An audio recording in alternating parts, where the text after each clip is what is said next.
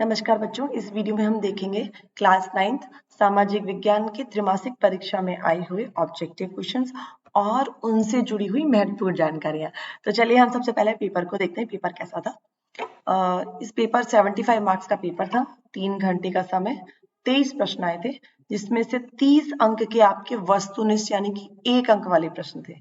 ठीक है, 2 अंक वाले प्रश्न आपके 12, 3 अंक वाले प्रश्न आपके 3 और 4 अंक वाले प्रश्न भी 3 ही थे। तो ये था पेपर का पैटर्न और फ्यूचर में भी ऐसा लगता है इसी पैटर्न पे पेपर हमारा आएगा। तो अब हम देखते हैं, सही विकल्प चुनकर लिखने हैं एक। तो पहला प्रश्न, फ्रांसीसी क्रांति की शुरुआत 14 जुलाई 1789 को हुई, वो कहां से हुई? तो हमें क्या बताना, जगह बताना है कि कहां से हुई। ठीक है, इससे पहले हम एक कहानी देखते हैं। ये है यूरोप का मैप और यूरोप में ये है फ्रांस, यानी कि तब के फ्रांस की बात नहीं कर, वर्तमान का जो फ्रांस है वो ये है। इसकी राजधानी पेरिस है। तो यही फ्रांस की राजधानी पेरिस में 1789 को 14 जुलाई को एक अफवाह फैल जाती है कि राजा ने सेना को शहर में घुसने का आदेश दे दिया है और सेना कभी भी जो पेरिस के नागरिक है उन पर गोलियां चला सकती है। तो लोग बहुत डर जाते हैं और वो इकट्ठे होते हैं और वो फैसला करते हैं कि हम राजा की जो सेना है उसका सामना करेंगे।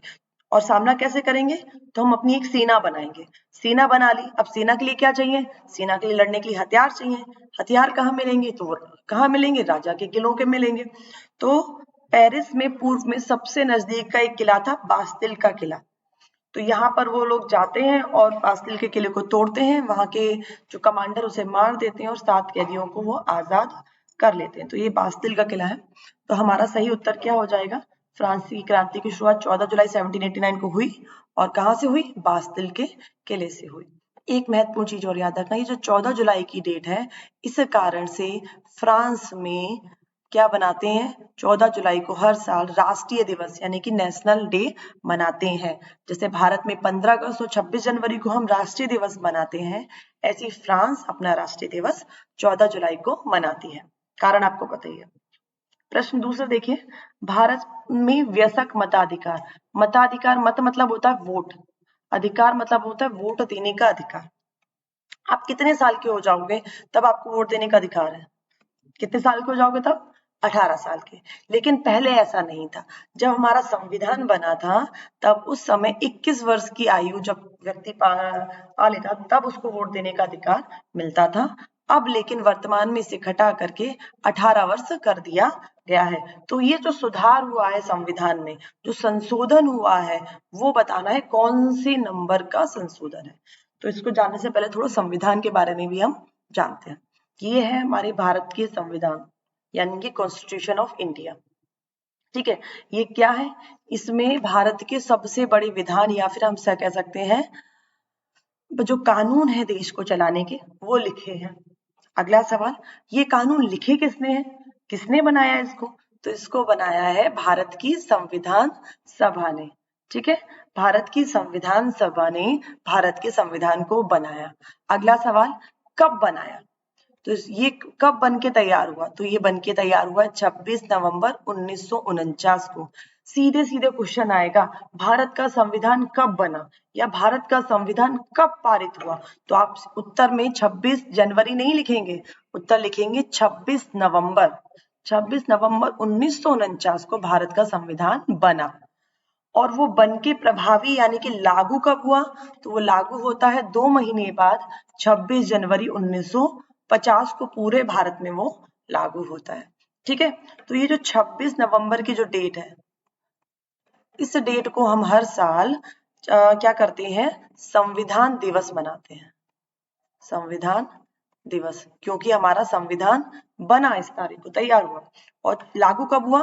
26 जनवरी को, 26 जनवरी 1950 को। तो इस दिन को हम मनाते हैं गणतंत्र दिवस के रूप में। किसके रूप में मनाते हैं? गणतंत्र दिवस के रूप में। ठीक है, तो हमको समझ में आया, 2 डेट से हमारी संविधान सभा आपसे पूछे कोई कि संविधान सभा क्या है, तो आप कहेंगे वो सभा जिसने भारत के संविधान को बनाया। ठीक है, संविधान कब बन के तैयार हुआ? 26 नवंबर 1949। ठीक है, इस दिन को हम कैसे याद रखते हैं? संविधान दिवस के रूप में याद रखते हैं। हमारा संविधान लागू कब हुआ? तो 26 जनवरी 1950 को लागू हुआ और इस दिन को हम गणतंत्र दिवस के रूप में मनाते हैं। तो यहाँ देखिए 2 लोग आपको दिखाई दे रहे हैं, ये हैं हमारे डॉक्टर भीमराव अंबेडकर और ये हैं कौन? डॉक्टर राजेंद्र प्रसाद। ये क्या कर रहे हैं? डॉक्टर भीमराव अंबेडकर राजेंद्र प्रसाद जी को संविधान दे रहे हैं। उन्होंने बना के तैयार कर लिया और संविधान किसको दे रहे हैं? वो डॉक्टर राजेंद्र प्रसाद को दे रहे हैं। तो जो भीमराव अंबेडकर हैं वो प्रारूप समिति के, संविधान सभा की जो प्रारूप समिति थी उसके अध्यक्ष थे और डॉक्टर राजेंद्र प्रसाद जो कि भारत के पहले राष्ट्रपति भी हैं पहले राष्ट्रपति थे, वो पूरी संविधान सभा के अध्यक्ष थे। तो याद रखना, एक पूरी संविधान सभा के अध्यक्ष कौन है? डॉक्टर राजेंद्र प्रसाद, ठीक है। और संविधान सभा में बहुत सारी समितियां थी जिसमें प्रारूप समिति के अध्यक्ष कौन थे? डॉक्टर भीमराव अंबेडकर। ये 26 नवंबर की फोटो है। अब देखिए संविधान में क्या क्या था। जब हमारा संविधान बना, जो भीमराव अंबेडकर, यहाँ पे एक और देखो, ये देखो ये जो संविधान है, ये जो संविधान जिसपे ना जवाहरलाल नेहरू हस्ताक्षर कर रहे हैं, तो इसे हम मूल संविधान कहते हैं। तो जो हमारा मूल संविधान था उसमें अनुच्छेद थे 395 और अब उनमें परिवर्तन होकर के 470 हो गए। तो हमारे यहाँ जो मूल संविधान है उसमें कितने थे आर्टिकल, या फिर हम कहेंगे अनुच्छेद 395 थे, लेकिन अब क्योंकि बहुत सारे सुधार हुए, बहुत सारे बदलाव इतने सालों में हुए, तो इसकी संख्या बढ़कर के 470 हो गई है। पहले 22 भाग थे, अब 25 भाग हो चुके हैं और अनुसूचियां कितनी थी? 8 अनुसूचियां थी और अब वर्तमान की हम बात करें तो 8 की जगह पे 12 अनुसूचियां हो चुकी हैं। तो वर्तमान में हमारा जो क्या संविधान है उसमें एक उद्देशिका यानी कि प्रियम्बल, 25 भाग, 470 अनुच्छेद, 12 अनुसूचियां और लगभग 105 संशोधन हो चुके हैं। 105 सुधार हम कर चुके हैं। संशोधन मतलब क्या होता है? तो संशोधन मतलब वही जो अभी हम बार बार कह रहे हैं, संविधान में परिवर्तन करने की प्रक्रिया। संविधान में कुछ बढ़ा रहे हैं, कुछ घटा रहे हैं, कुछ सुधार कर रहे हैं, तो परिवर्तन करने की प्रक्रिया को हम संशोधन कहते हैं। और ये भारत की जो सांसद है उसके द्वारा संशोधन इसमें किया जाते हैं। अभी हमारा प्रश्न क्या था कि जो मताधिकार के लिए जो उम्र है वो 21 से घटाकर 18 वर्ष कर दी गई। तो ये किसके द्वारा की गई? ये 1989 में हुआ। ऐसा कब हुआ? 1989। तो 1989 से पहले के जो साल थे, 1950 से लेकर के 1988 और 89 तक के जो साल थे, उसमें जो वोट देने की जो उम्र थी वो 21 साल, यानी कि 21 साल के हो जाओगे तब आपको वोट देने का अधिकार मिलेगा। लेकिन अब जो 61वें नंबर का जो सुधार हुआ है, संविधान में संशोधन हुआ है, उसके द्वारा अब आप 18 साल के हो जाएंगे तो आप वोट डाल सकते हैं। अगला प्रश्न देखते हैं, इसमें सही उत्तर लगा लेते हैं पहले। 61वां संविधान संशोधन से 21 से 18 वर्ष, 61 नंबर का जो था। लोकतंत्र के लिए आवश्यक क्या है? धन बल? नहीं, धन की जरूरत नहीं। अशिक्षा? तो बिल्कुल नहीं। निरंकुशता? नहीं। निरंकुशता समझते हैं आप? निरंकुशता मतलब जिसपे कोई अंकुश ना हो, जिसको कोई रोके ना, टोक ना सके, जिसको कोई गलत सही ना कर सके। तो इस तरह से हो जाएगा तो ये गलत हो जाएगा, तानाशाही हो जाएगी, राजतंत्र हो जाएगा। तो सही उत्तर है स्वतंत्र और निष्पक्ष चुनाव। अगला प्रश्न, भारत का क्षेत्रफल विश्व के क्षेत्रफल का कितना प्रतिशत है? तो ये देखो, मान लीजिए जितने ये पूरा आपको दिख रहा है, ये पूरा क्षेत्रफल है दुनिया किसका? विश्व के पास पूरी इतनी जमीन है और इस पूरी जमीन में से भारत के पास जो जमीन है वो है इतनी, यानी कि ये 2 ब्लॉक्स पूरे और थोड़ा सा इसमें से। तो हमारे पास ये कितनी जगह है? 2 तो पूरे और 0.4%। तो जितना पूरी दुनिया के पास क्षेत्रफल है उसमें से 2.4% क्षेत्रफल भारत के पास है। तो ये देखिए ये 2.4 हो जाएगा। अगला देखो, इसमें से कौन सी स्थायी पूंजी है? स्थायी पूंजी समझने से पहले हम थोड़ा सा अपने एक किताब का पेज देखते हैं। ये अर्थशास्त्र की जो किताब है आपकी, अर्थशास्त्र कक्षा 9 अर्थशास्त्र की जो किताब है उसका दूसरे नंबर का पेज है। तो इसमें देखो क्या लिखा है, उत्पादन के संगठन जो हेडिंग है उसमें लिखा है कि कोई भी वस्तु और सेवा का उत्पादन करना है तो हमें 4 चीजों की जरूरत पड़ेगी।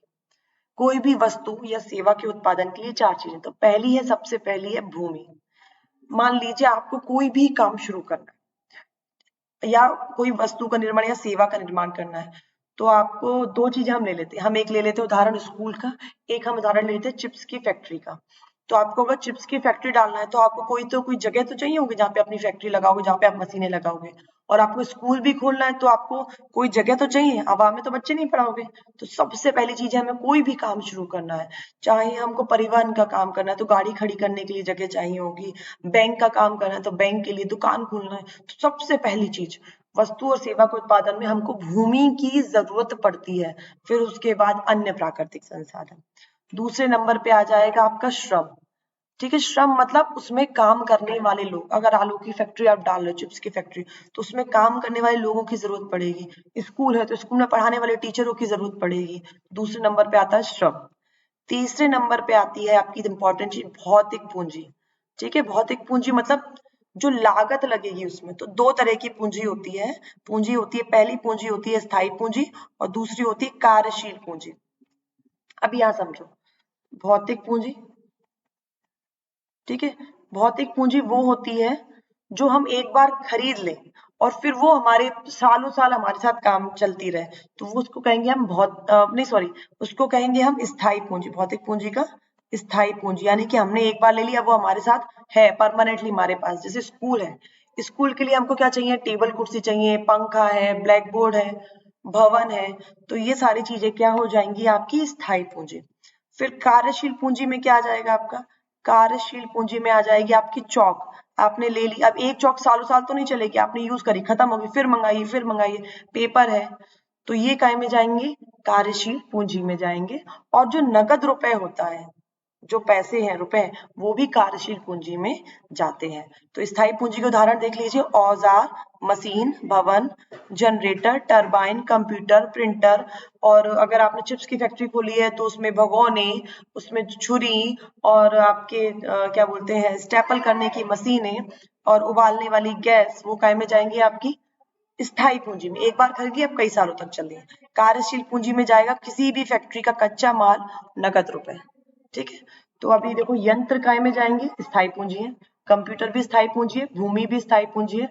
तो उपरोक्त सभी उत्तर आपका क्या होगा, उपरोक्त सभी आपका उत्तर हो जाएगा। तो याद रखना, भौतिक पूंजी कितने प्रकार की है, दो प्रकार की, स्थायी पूंजी और कार्यशील पूंजी।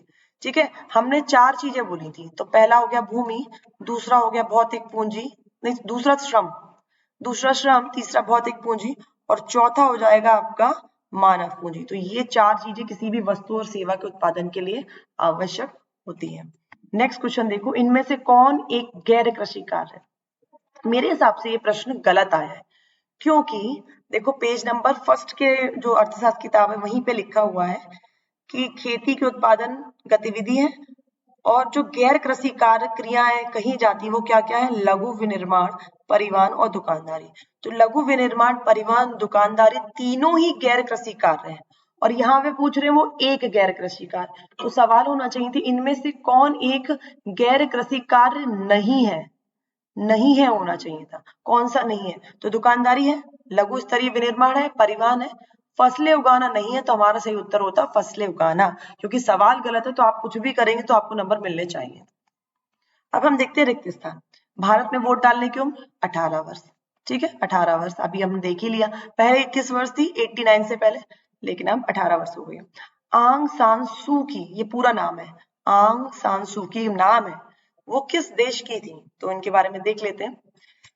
तो ये देखिए, ये हमारा भारत है, भारत के बगल में बांग्लादेश है, ये भी भारत का हिस्सा है। और यहाँ पर हमारे पूर्व में ये जो ग्रीन कलर का दिख रहा है, ये एक देश है जिसका नाम है म्यांमार, जिसको हम बर्मा भी बोलते हैं। ठीक है, तो भारत के पूर्व में एक देश है जिसका नाम म्यांमार है, बर्मा। और उसके बगल में ये लाओस दिख रहा है आपको, थाईलैंड, कंबोडिया और चाइना दिख रहा है। तो भारत के पूर्व में एक देश है जिसका नाम है म्यांमार, जिसको बर्मा भी बोलते हैं। ये यहाँ और देख लीजिए, ये इंडिया से लगा हुआ, देखो इंडिया, ये इंडिया से लगा हुआ। और यहाँ पर एक आपको यंगून दिख रहा है, यंगून को रंगून भी बोलते हैं। और यहाँ पे एक और जगह नापा सेवा, जो कि यहाँ की राजधानी, पहले यंगून हुआ करती थी, अब नापा सेवा है। तो अभी यहाँ देखिए, हम जिन आंग सान सू की बात कर रहे थे वो ये है, और ये कहाँ की है, ये म्यांमार की है। अब आगे देखते हैं, म्यांमार में रंगून में इनका जन्म हुआ था, किनका, आंग सान सू की का, 19 जून 1945 को इनका जन्म 1945 में बहुत सारी घटनाएं घटी हैं, जिसमें एक इनका जन्म भी है। अब ये है कौन? म्यांमार में तो है, पर है कौन? तो सुनिए, ये म्यांमार की बहुत बड़ी राजनेता है, बहुत बड़ी राजनेता है, पॉलिटिकल लीडर है आंग सान सू की। ठीक है, इन्होंने म्यांमार की प्रगति के लिए, नागरिकों की भलाई के लिए सदैव काम किया है और उनकी भलाई के लिए कई बार ये जेल भी गई हैं। ठीक है, 1991 में इनको नोबल पुरस्कार, शांति नोबल पुरस्कार से भी सम्मानित किया गया है। तो अब आप समझ चुके होंगे आंग सान सू की कौन है, म्यांमार की है और म्यांमार में इन्होंने बहुत सारे अच्छे काम किए हैं और इन्हें 1991 में शांति पुरस्कार भी मिला। तो ये कौन है आंग सान सू की? किस देश की है? म्यांमार की। म्यांमार की एक राजनेता है, उम्र 18 वर्ष। संयुक्त राष्ट्र संघ के सुरक्षा परिषद में कितने देश हैं? तो इसको आप कितने परमानेंट देश है, मतलब परमानेंट देश है। तो ये क्या है, ये देखिए, ये जो आपको लोगो दिख रहा है, ये है संयुक्त राष्ट्र संघ का लोगो। जो हमने बात करी, संयुक्त राष्ट्र संघ ये एक अंतरराष्ट्रीय संगठन है, यानी किसी एक देश का नहीं, कई सारे देशों का संगठन है। इसमें कई सारे देश दुनिया के शामिल है और लगभग कितने देश शामिल है इसमें? 194 देश।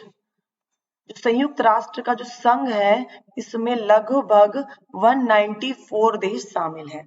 ठीक है, अब यहाँ देखो, संयुक्त राष्ट्र संघ को इंग्लिश में कहते हैं यूनाइटेड नेशन ऑर्गेनाइजेशन, जिसे शॉर्ट में यूएनओ भी बोल देते हैं। या फिर आपने किसी भी ऑर्गेनाइजेशन के आगे यूएन देखा तो समझ लीजिए वो इसी का संगठन है। तो संयुक्त राष्ट्र संघ बना कब? ये बना 24 अक्टूबर 1945 को। ये वही सन है जब आंग सान सू की का जन्म हुआ था। आगे देखो, ये क्या काम करता, क्या है, बनाया क्यों? हमने देखा कि प्रथम विश्व युद्ध हुआ, दूसरा विश्व युद्ध हुआ, तो देश में बहुत सारी युद्ध की स्थिति हो गई थी, तो अब बहुत से देशों का पिछड़ रहे थे। तो ये बना सभी पूरे अंतरराष्ट्रीय सुरक्षा के लिए, देशों के आर्थिक विकास के लिए, सामाजिक विकास के लिए, मानव अधिकार के लिए और सबसे इम्पोर्टेंट विश्व में शांति के लिए। ठीक है, पूरे विश्व तरक्की कर सके उसके लिए। इसका मुख्यालय का मतलब इसका जो ऑफिस है, मेन ऑफिस, वो कहाँ है? अमेरिका का जो न्यूयॉर्क शहर है, वहां पे एक मैनहट्टन द्वीप है, वहां पर इसका मुख्यालय है। 194 इसके मेंबर हैं। ठीक है, अभी यूएनओ में बहुत सारे हैं जो इसके भाग हैं वो, लेकिन दो बहुत इंपॉर्टेंट, एक है सुरक्षा परिषद, दूसरा है महासभा। महासभा को इंग्लिश में जनरल असेंबली भी बोलते हैं। ठीक है, तो महासभा का काम है कानून बनाने का, इसलिए इसको व्यवस्थापिका कहते हैं। और जो कानून बनाती है महासभा, उसको लागू कौन करता है? सुरक्षा परिषद, इसलिए सुरक्षा परिषद को इसकी कार्यपालिका बोलते हैं। आगे देखो, सुरक्षा परिषद में 15 सदस्य होते हैं। कितने सदस्य होते हैं? 15, जिसमें 5 स्थायी सदस्य हैं। जो 5 देश है वो परमानेंट है, वो चेंज नहीं होते, वो परमानेंट है। और 10 जो देश हैं वो चेंज होते रहते हैं, 2 साल के लिए उनका चयन किया जाता है, फिर 2 साल बाद वो बदल जाते हैं। ठीक, आगे देखो, सुरक्षा परिषद में जो 5 देशों की हमने बात करी स्थायी देश, वो कौन से? अमेरिका, ब्रिटेन, चीन, फ्रांस और रूस। अमेरिका, ब्रिटेन, चीन, फ्रांस और रूस। ध्यान रखना, मैं आगे चल के इससे क्वेश्चन भी पूछूंगी आपसे। अभी देखो, जो संयुक्त राष्ट्र संघ है, इसके जो वर्तमान में महासचिव है, जो हेड है इसके, वो है एंटोनियो गुटेरस, और वो कहाँ के हैं? पुर्तगाल के। एंटोनियो गुटेरस, एंटोनियो गुटेरस अभी ये भारत भी आए थे G20 सम्मेलन में। एक बहुत गर्व की बात मैं आपको बताऊं, संयुक्त राष्ट्र संघ में जो पहली महिला अध्यक्ष थी, उनका नाम विजया लक्ष्मी पंडित था। विजया लक्ष्मी पंडित था, वो भारत की थी। ठीक है, तो विजया लक्ष्मी पंडित जो है थी, वो भारत की थी और संयुक्त राष्ट्र संघ की 8वें नंबर की अध्यक्ष थी और विश्व की पहली महिला अध्यक्ष संयुक्त राष्ट्र संघ में। ठीक है, तो ये जो झंडा आप देख रहे हैं, ये संयुक्त राष्ट्र संघ का झंडा है। ये जो आपको दिख रहा है, ये है एंटोनियो गुटेरस, जो वर्तमान में महासचिव है किसके? यूएनओ के, यानी संयुक्त राष्ट्र संघ के। और ये जो अभी हमने जिनकी बात करी, ये फोटो है हमारी विजया लक्ष्मी पंडित जी का, जो भारत की एक बहुत बड़ी राजनेता थी, स्वतंत्रता संग्राम सेनानी थी, साथ ही साथ ये यूएन की यानी संयुक्त राष्ट्र संघ की पहली महिला अध्यक्ष भी रही। चलिए, अब हम वापस आ जाते हैं। भारत में वोट डालने की उम्र कितनी बताई? 18 वर्ष। म्यांमार, ठीक है, और सुरक्षा परिषद में कितने सदस्य हैं? इसका मतलब हम पूछ रहे हैं स्थायी देश, वो कौन कौन से हैं? 5 है, जिसमें आपका अमेरिका है, फ्रांस है, चीन है, रूस है और एक कौन सा है वो आप बताइए। अमेरिका, फ्रांस, चीन, रूस, और 5वें नंबर का जो है उसको आपको मुझे कमेंट करके बताना है। श्रीलंका की राजधानी, श्रीलंका की राजधानी हमें सीधे सीधे पता है कोलंबो है, लेकिन वर्तमान में 2 राजधानियों की बात चलती है, तो क्या है वो हम देखते हैं। देखो ये भारत है, भारत में यहाँ पे जो आप बर्मा लिखा देख रहे हैं ये ही म्यांमार है, ये म्यांमार का पुराना नाम बर्मा है। बर्मा और म्यांमार दोनों ही आए तो आप समझ जाइएगा एक ही। और ये जो नीचे आपको दिख रहा है ये आपका श्रीलंका है, ठीक है। श्रीलंका की 2 राजधानियां हैं, श्री जयवर्धनेपुरा कोट्टी और कोलंबो, दोनों ही राजधानियां हैं। श्रीलंका ऐसा देश है जिसकी 2 राजधानियां हैं, ठीक है। कंफ्यूज नहीं होना, आप एक भी लिखेंगे तो पूरे मार्क्स लिखेंगे, आप 2 लिखेंगे तो भी आपको मार्क्स मिलेंगे। अलग अलग काम होते हैं दोनों जगह पे। अब देखो ये जो आपको पर्पल कलर का दिख रहा है ये है कोलंबो, ये राजधानी है, और यहाँ पर एक और है जयवर्धनेपुरा कोट्टी, तो ठीक है, ये इसकी राजधानियां हो गई।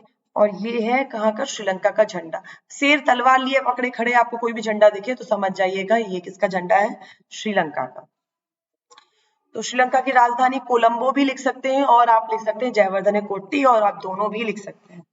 भारत में राष्ट्रपति का कार्यकाल 5 वर्ष का होता है। भारत का संविधान कब बना, अभी हमने डिस्कस किया था कि भारत का संविधान कब बना, तो ये उत्तर आपको मुझे कमेंट करके बताना होगा कि भारत का संविधान कब बना।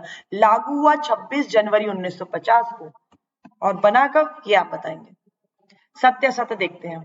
पहला है जॉन जॉक रूसो, अमेरिका के निवासी थे। इतिहास में जब हम फ्रांस की क्रांति पढ़ते हैं तब इनका नाम आता है। मॉन्टेस्क्यू का नाम आता है, जॉन रूसो का नाम आता है, और किसका नाम आता है, लॉक का नाम आता है। तो ये जो थे ये अमेरिका के निवासी थे, नहीं थे, ये अमेरिका के निवासी नहीं थे। ये हैं जॉन जॉक रूसो, जिनकी आप फोटो देख रहे हैं। ये 1712 में जन्म हुआ था जिनेवा में, जिनेवा यूरोप में है, ठीक है। जिनेवा कहाँ है, यूरोप में, अभी वर्तमान में स्विट्जरलैंड में। तो 1712 में जन्म हुआ, 1778 में इनकी क्या हो जाती है, मृत्यु हो जाती है। इन्होंने एक बहुत फेमस किताब लिखी है सोशल कॉन्ट्रैक्ट, ठीक है, सोशल कॉन्ट्रैक्ट, जिसे हिंदी में किताब का नाम है सामाजिक अनुबंध। इसमें इन्होंने बताया कि जनता और जो शासन के जो प्रतिनिधि हैं उनके बीच में सामाजिक अनुबंध होना चाहिए, ऐसी सरकार होनी चाहिए, क्योंकि जनता जब सरकार को कर दे रही है तो सरकार का, उनके प्रतिनिधियों का दायित्व बनता है कि वो उनके लिए कार्य करें।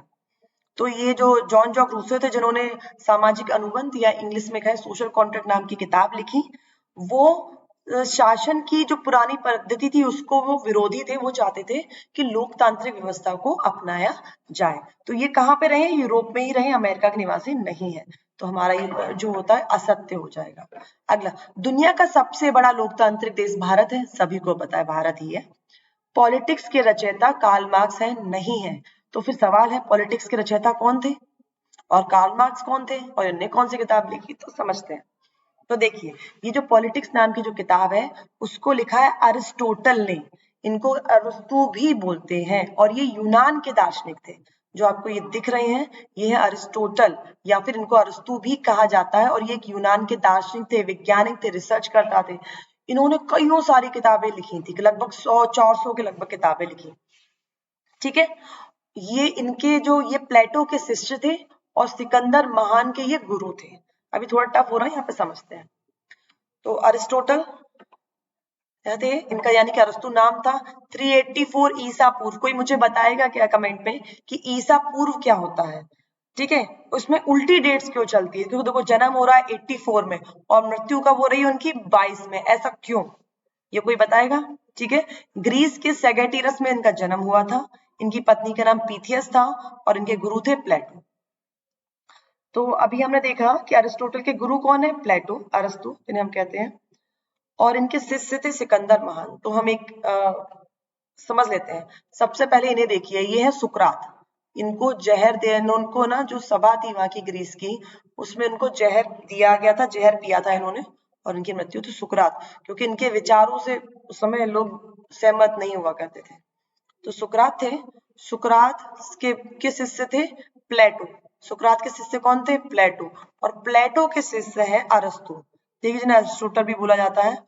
और इन अरस्तु के शिष्य है अलेक्जेंडर, यानी कि सिकंदर महान। और सिकंदर महान कौन था वो मैं आपको बताऊंगी, उससे पहले ये देख लीजिए, आपको दिख रहा है जो ग्रीस, ये जो ग्रीस दिख रहा है, ये नीचे का स्थान एथेंस, इसी को हिंदी में यूनान और इंग्लिश में ग्रीस बोलते, तो यहीं के ये सब थे। अब हम देखते हैं सिकंदर महान, जो कि एथेंस का था, ग्रीस का था। उसने क्या किया, ये पूरे विश्व का नक्शा है और इसने जितना भी आपको नीला लाल रंग का एरिया दिख रहा है, इतने लंबे इतने बड़े विशाल क्षेत्र पर अलेक्जेंडर ने विजय प्राप्त की थी और वो भारत भी आया था। अलेक्जेंडर यानी कि सिकंदर की कहानी आपने सुनी होगी। भारत आता और ये सिंधु जो नदी है इसको वो पार नहीं करता और फिर वो वापस लौट जाता है। ये वही समय की बात है जब चाणक्य की हम कहानी सुनाते हैं, जब हम घनानंद की बात सुनते हैं। ये नंद डायनेस्टी उस समय सबसे बड़ी डायनेस्टी नंद डायनेस्टी है ये, ठीक है। तो सिकंदर जो महान जिसे इंग्लिश में अलेक्जेंडर द ग्रेट कहते हैं, उसने इतने बड़े क्षेत्र पे राज्य किया और इसके गुरु थे अरस्तु और इन्हीं अरस्तु ने किताब लिखी थी पॉलिटिक्स। अब हम देखते हैं कार्ल मार्क्स के बारे में भी, क्योंकि नाम आया तो हमें पता होना चाहिए। तो जो फोटो दिख रही है कार्ल मार्क्स की है और ये एक महान वैज्ञानिक थे, ये भी एक अर्थशास्त्री थे, दार्शनिक थे और इनको समाजवाद का यानी कम्युनिज्म का प्रणेता, सोशलिज्म का प्रणेता के रूप में जाना जाता है, ठीक है, समाजवाद के प्रणेता के रूप में। ये कार्ल मार्क्स है और उन्होंने किताब लिखी थी दास कैपिटल, ठीक है। कौन सी किताब लिखी है? Das Kapital. कार्ल मार्क्स का जन्म जर्मनी में हुआ था। ये कहाँ पे थे? ये जर्मनी में इनका जन्म हुआ था और 1818 की बात है। 1818 में इनका जन्म हुआ कार्ल मार्क्स का। इन्होंने कहा था कि दुनिया में जितनी भी लड़ाई झगड़े हैं, जितने भी असंतोष है, वो शांति है, वो है इसलिए कि गरीब और अमीर के बीच में जो लड़ाई चल रही है, अमीर बहुत मजे कर रहा है और गरीबों को शोषण कर रहा है।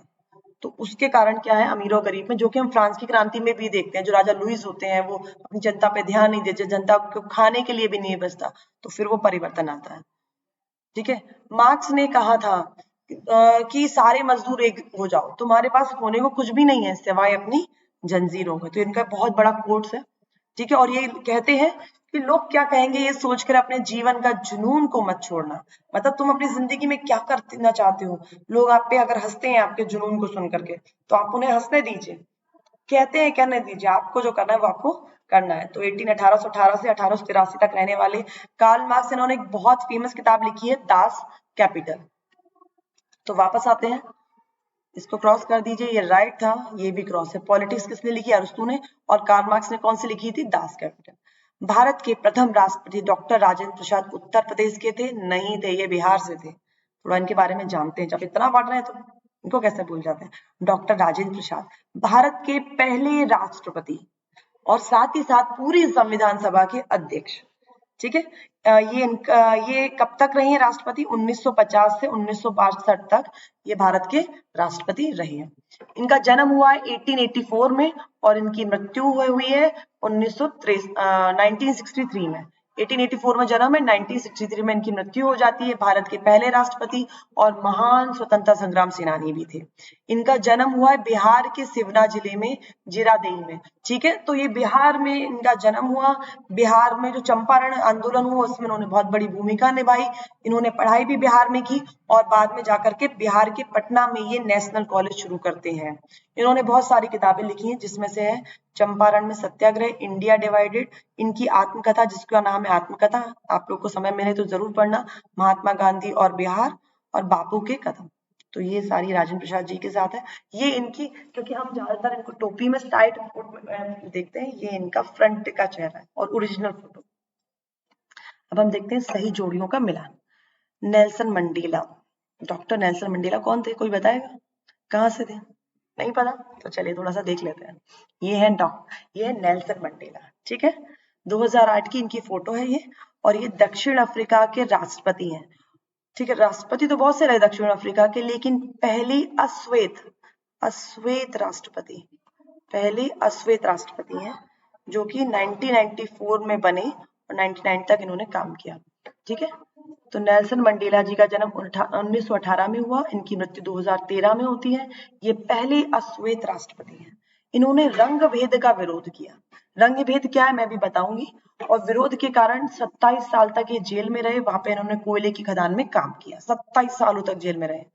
1990 में जो स्वेत सरकार है, गोरे रंग की जो डच वाली सरकार थी वहां पर दक्षिण अफ्रीका में, उनके साथ समझौता होता है और फिर ये नए दक्षिण अफ्रीका का निर्माण करते हैं। तो दक्षिण अफ्रीका और पूरे विश्व में इनको रंग भेद का विरोध करने के रूप में जाना जाता है। संयुक्त राष्ट्र संघ, जिसकी अभी हमने बात की, उन्होंने इनके जन्मदिन को इनके जिंदा रहते रहते ही नेल्सन मंडेला अंतरराष्ट्रीय दिवस के रूप में मनाने की निर्णय लिया। अब हम थोड़ा ये जानते हैं कि रंग भेद नीति क्या है। रंग भेद नीति को इंग्लिश में अपार्टिहाइड कहते हैं। अपार्टिहाइड शब्द बना है अपार्ट, अपार्ट का मतलब है अलग रहो, दूर रहो। तो जो डच लोग थे जिनकी चमड़ी यानी कि जिनकी खाल का रंग गोरा होता है, और जो साउथ अफ्रीका के जो निवासी होते हैं उनका रंग क्या है, चमड़ी का रंग काला होता है। तो जो गोरे रंग के लोग थे वो अपने आप को क्या कहते थे, हम श्रेष्ठ हैं, हम महान हैं, आपकी चमड़ी काली है, आप हमसे दूर रहो, हमसे अलग रहो, ठीक है। तो नेशनल पार्टी ने क्या किया, दक्षिण अफ्रीका में कानून लेके आई 1948 में, रंग भेद की नीति, और उन्होंने कह दिया था कि आप अलग रहिए, हमारे इलाके में आप नहीं आएंगे, हमारा जो क्षेत्र है उसमें आप नहीं आ सकते, ठीक है, नहीं और आएंगे तो हम आपको सजा देंगे। तो अलग रहने वाली नीति थी। इससे बहुत लोगों को, जो लोगों ने बहुत ज्यादा अश्वेत लोगों का दमन किया, उनको बहुत परेशान किया, एक बहुत लंबा संघर्ष चला जिसमें नेल्सन मंडेला और उनकी जो अफ्रीकन जो पार्टी थी उसने बहुत संघर्ष किया, और फिर बाद में जाकर के इन्हीं के नेतृत्व में 1994 में ये समाप्त होती है रंग-भेद की नीति, और हमारे नेल्सन मंडेला जी वो क्या बनते हैं, वहां के राष्ट्रपति बनते हैं। तो नेल्सन मंडेला जी का कहाँ से होगा, इनका लगा दीजिए दक्षिण अफ्रीका से। महात्मा गांधी भारत से। आंग सान सूकी हम देख चुके म्यांमार से। अब्राहिम लिंकन कहाँ से, अब्राहिम लिंकन अमेरिका से, इनके बारे में हम देखेंगे। सुकरात हमने देखा, सुकरात एथेंस ग्रीस से हैं, और लौह पुरुष हैं सरदार वल्लभ भाई पटेल। तो अभी हम अब्राहिम लिंकन को देखना है हमको, और हमको देखना है लौह पुरुष सरदार वल्लभ भाई पटेल को क्यों कहा जाता है। ये है अब्राहिम लिंकन, ठीक है। अब्राहिम लिंकन का जन्म हुआ है 1809 यानी कि, और उनकी मृत्यु हुई 1865 में। ये अमेरिका के 16वें नंबर के राष्ट्रपति थे, ठीक है, और ये रिपब्लिकन पार्टी से थे। तो ये जो अब्राहिम लिंकन है वो कहाँ से हैं, वो अमेरिका से हैं, अमेरिका के 16वें नंबर के राष्ट्रपति हैं। पर ये इतने फेमस क्यों हुए, उसका कारण सुनिए। ये देखो, ये अमेरिका है, अमेरिका के उत्तरी क्षेत्र, दक्षिण दक्षिण क्षेत्र के जो लोग थे वो बहुत संपन्न थे, और वो दास प्रथा का समर्थन करते थे, वो चाहते थे हम गुलामों को खरीदें और अपने यहाँ काम करें। जबकि उत्तर के क्षेत्र के लोग गरीब थे और यहाँ के लोगों को गुलाम बनाया जाता था। तो ये जो उत्तर के क्षेत्र थे वो इसके विरोधी थे, जबकि दक्षिण के क्षेत्र के जो लोग थे वो चाहते हैं दास प्रथा चलनी चाहिए, खत्म नहीं होनी चाहिए। तो इस कारण दोनों ही क्षेत्र के लोगों में आपस में मतभेद होता है और गृह युद्ध की स्थिति उत्पन्न हो जाती है। तो पूरे अमेरिका में गृह युद्ध की स्थिति।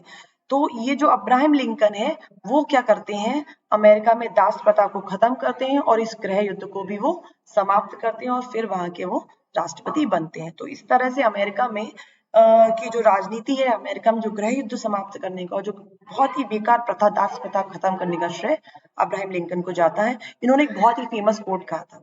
उससे पहले हम जान लेते हैं एक मजेदार चीज और, 1865 में इनको गोली मार के इनकी हत्या कर दी थी। ये क्या थे, अमेरिका की जो राजधानी वॉशिंगटन डीसी, वहां पे पिक्चर हॉल में थे। तो पिक्चर हॉल में जो एक अभिनेता थे जॉन विल्किस बूथ, इन्होंने इनकी गोली मार करके हत्या कर दी। इनका एक फेमस कोट्स है, ये कहते हैं कि जो डेमोक्रेसी क्या है, is the people, is democracy एक क्या है, लोकतंत्र क्या एक सरकार है, और वो सरकार कैसी है, of the people. Of the people मतलब लोगों की सरकार है, डेमोक्रेसी मतलब लोकतंत्र। लोकतंत्र क्या है, लोगों की सरकार है। बाय द पीपल लोगों के द्वारा सरकार है, और फॉर द पीपल लोगों के लिए सरकार है। तो जो फेमस जो परिभाषा है लोकतंत्र की, वो अब्राहम लिंकन ही ने दी थी कि लोकतंत्र क्या है, ऐसी सरकार है जो लोगों की है, लोगों के द्वारा और लोगों के लिए है। अब हम आगे देखते हैं सरदार वल्लभ भाई पटेल। सरदार वल्लभ भाई पटेल को लौह पुरुष क्यों कहा जाता है, उससे पहले हम जानते हैं कि ये कौन थे। सभी को पता है, कोई ऐसा नहीं होगा जिसको नहीं पता है। ये भारत के पहले उप प्रधानमंत्री थे। भारत के पहले प्रधानमंत्री जवाहरलाल नेहरू, भारत के पहले राष्ट्रपति डॉक्टर राजेंद्र प्रसाद, और हमारे सरदार वल्लभ भाई पटेल भारत के दूसरे उप प्रधानमंत्री, ठीक है।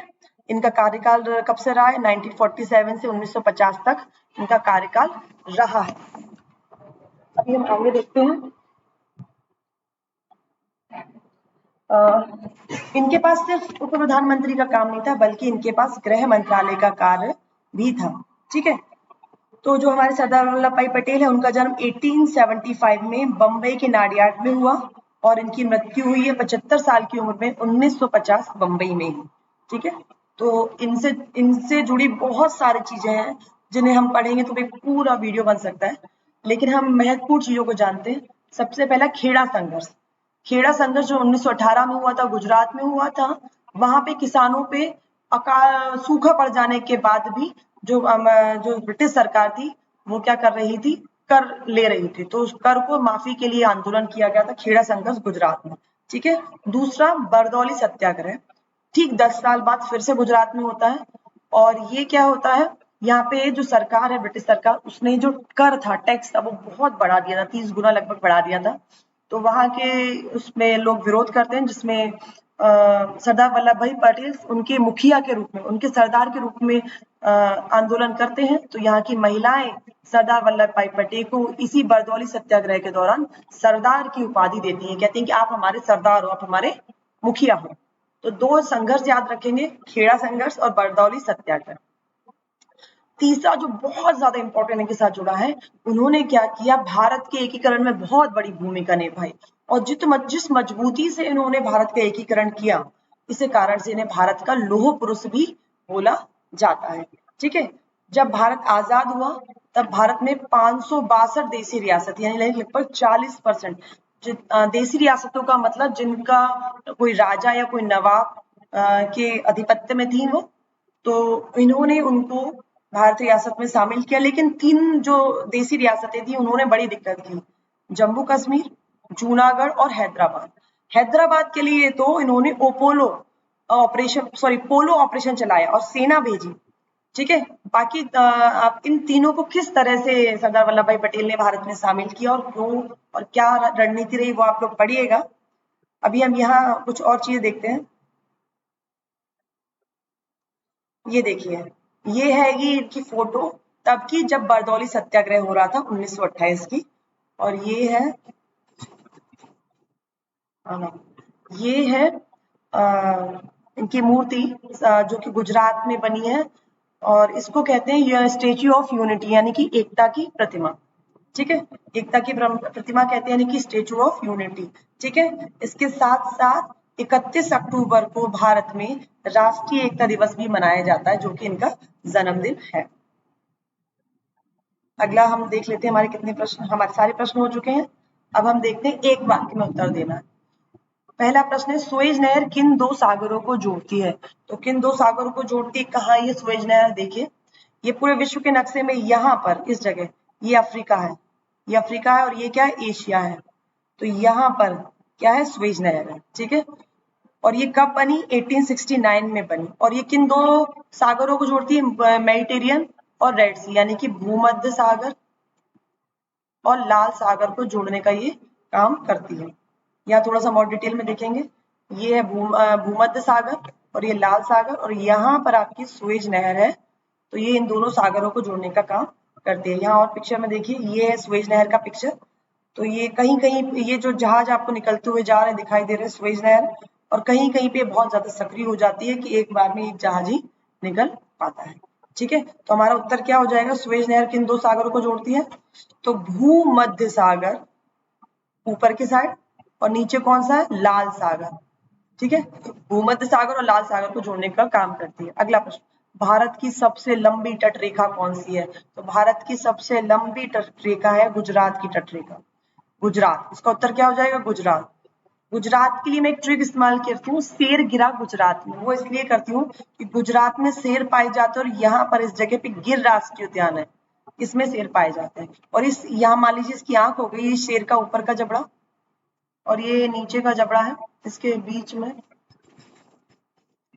इसके बीच का जो क्षेत्र है उसको हम कच्छ की खाड़ी बोलते हैं। क्या बोलते हैं, कच्छ की खाड़ी।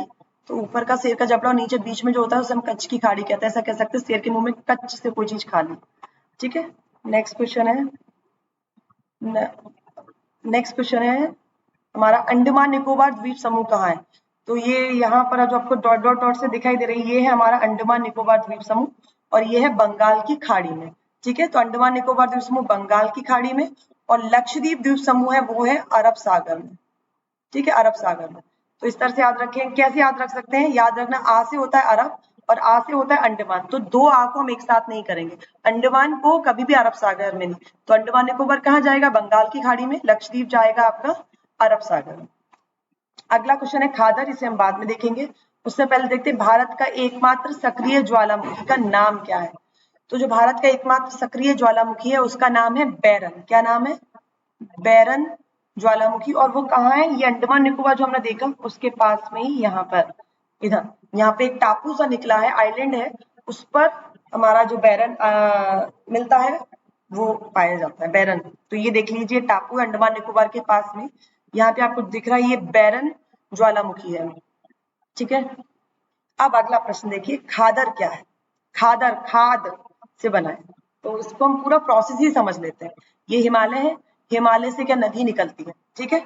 जब नदी हिमालय से ऊंचाई से नीचे आती है तो जो उसकी स्पीड होती है, जो उसकी गति होती है, वो बहुत तेज होती है। लेकिन जैसे ही जो नदी है वो समतल जगह में आना शुरू करती है तो उसका जो वेग होता है वो कम हो जाता है, उसकी स्पीड कम हो जाती है, ठीक है। तो जब पहाड़ों से नदी नीचे उतरती है तो अपने साथ बहुत सारे पत्थर, कंकड़, गुटिकाएं साथ लेके आती है, और जब वो नीचे उतरती है वेग खत्म हो जाने के कारण, कम हो जाने के कारण, वो नीचे के 8 से 16 किलोमीटर का जो क्षेत्र होता है वहां पर पूरे पत्थरों को वो छोड़ देती है, ठीक है। इन पत्थरों को हम गुटिका शब्द का नाम देते हैं, गुटिका देते हैं। और इस क्षेत्र में पत्थर एक के बाद ऊपर इकट्ठे हो जाते हैं, तो जो नदी होती है वो इन पत्थरों के नीचे से बह के निकलती है। तो भाबर जो शब्द आया है, भाबर, ये वो 8 से 16 किलोमीटर का क्षेत्र है जहाँ पे आपको बहुत ज्यादा मात्रा में गुटिकाएं मिलती हैं, और नदी इस क्षेत्र में विलुप्त हो जाती है, गायब हो जाती है, यानी कि ऊपर से आप देखेंगे तो नदी नहीं दिखाई देगी, क्योंकि नदी क्या है, नीचे नीचे बह रही है। फिर उसके बाद आपको दिखेगा दलदली क्षेत्र दिखाई देगा। दलदली क्षेत्र क्यों, क्योंकि पत्थर तो यार इकट्ठे हो गए, अब जो मिट्टी है वो इस क्षेत्र में छोड़ देती है नदी, स्पीड कम होती जा रही है, परिवहन की शक्ति उसकी कम होती जा रही है, तो वो सामान अपनी जो मिट्टी है, जो गाद है, उसको वहां छोड़ देती है। तो ये जो तराई क्षेत्र है, तराई क्षेत्र, ये क्षेत्र दलदला होता है, मतलब मिट्टी ज्यादा होती है, मिट्टी और पानी वाला क्षेत्र होता है, और यहाँ पे पेड़ पौधे, जंगल, जानवर बहुत ज्यादा पाए जाते हैं। फिर हम आगे और बढ़ते हैं तो हम देखते हैं नदी है हमारी, ये नदी बह रही है, तो नदी के ये पास का क्षेत्र है और ये दूर का क्षेत्र है, ऊंचा। तो जब बाढ़ आएगी तो इस क्षेत्र में पानी पहुंचेगा, ठीक है, और ये ऊपर वाला ऊंचा जो क्षेत्र है यहाँ पे बाढ़ का पानी नहीं पहुंचेगा। अब हम इसे दूसरी तरह के समझते हैं, खादर। खादर में क्या है, खाद। खाद कैसा होता है, उपजाऊ होता है, ठीक है। तो खादर है वो उपजाऊ मिट्टी है, जबकि भांगर कैसी होगी, बेकार मिट्टी। भांगर बा से है ना, तो बा से बेकार, ठीक है। खादर में उपजाऊ क्यों है, क्योंकि यहाँ पर क्या है, बारीक मिट्टी मिलती है, और भांगर बेकार क्यों है, क्योंकि यहाँ पे पत्थर कंकड़ मिलते हैं। यहाँ पे क्या मिलेंगे, पत्थर कंकड़ मिलेंगे, ठीक है। यहाँ पे क्या, चिकनी मिट्टी। अब ये चिकनी मिट्टी यहाँ पे क्यों है, क्योंकि यहाँ बाढ़ का पानी पहुंचता है, और भांगर में बाढ़ का पानी नहीं पहुंचता। बाढ़ का पानी क्यों पहुंचता है, क्योंकि निचली क्षेत्र है तो बाढ़ का पानी पहुंच जाता है, नदी के किनारे वाला क्षेत्र है, और भांगर उच्च भूमि है और नदी से दूर है, तो वहां पर बाढ़ का पानी नहीं पहुंच पाता। तो हमने समझा खादर क्या है। खादर क्या है, तो हम कह सकते हैं खादर क्या है, बारीक चिकनी उपजाऊ मिट्टी का क्षेत्र है जहाँ पे बाढ़ का पानी पहुंच जाता है। इतना ही लिखेंगे हम। अगला प्रश्न था संविधान सभा क्या है। तो संविधान सभा क्या है, संविधान सभा वो सभा है जिसने देश के संविधान का निर्माण किया, यानी कि जितने भी लोग थे जिन्होंने मिल करके, जितने भी प्रतिनिधि थे जिन्होंने संविधान सभा का निर्माण किया, उनको हम कहते हैं संविधान। संविधान का निर्माण किया उसको हम कहते हैं संविधान सभा। तो ये हमारी संविधान सभा की सील है, उसमें हाथी का चिन्ह और अखंड भारत का चित्र है।